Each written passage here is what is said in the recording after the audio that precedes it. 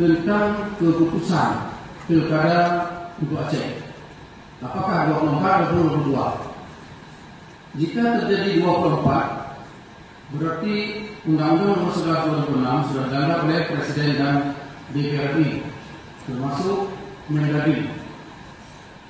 Yang kedua, jika undang-undang ini yang dibuat oleh DPR RI yang disahkan oleh Presiden dan Ketua DPR RI tidak berlaku untuk Aceh, maka saya menyarankan sekarang yang pertama untuk meratifikasi Undang-Undang Komponen Internasional Perserikatan Bangsa-Bangsa mengenai hak sipil dan politik. Saya menyarankan kepada Ketua DPR supaya Ketua DPR membuat surat resmi untuk mengundang Komponen Internasional Perserikatan Bangsa-Bangsa untuk hadir ke Aceh untuk kita pertanyakan masalah undang-undang yang sudah dibuat oleh Komponen Internasional Perserikatan Bangsa-Bangsa mengenai hak sipil dan politik dan hak-hak sosial dan budaya.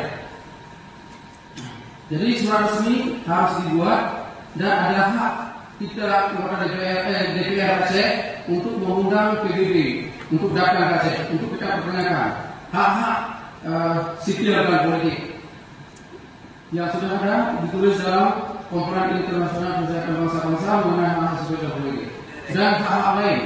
Dan jika Undang-Undang Nomor 11 2006 dilanggar, kita yang merancang hasil-hasil bukti-bukti MOU yang belum selesai, ada beberapa poin yang kita akan membuat RPP, Rancangan Peraturan Presiden. Kita akan memberikan kepada Presiden untuk menjaga undang-undang pemerintah Aceh supaya jangan dilanggar.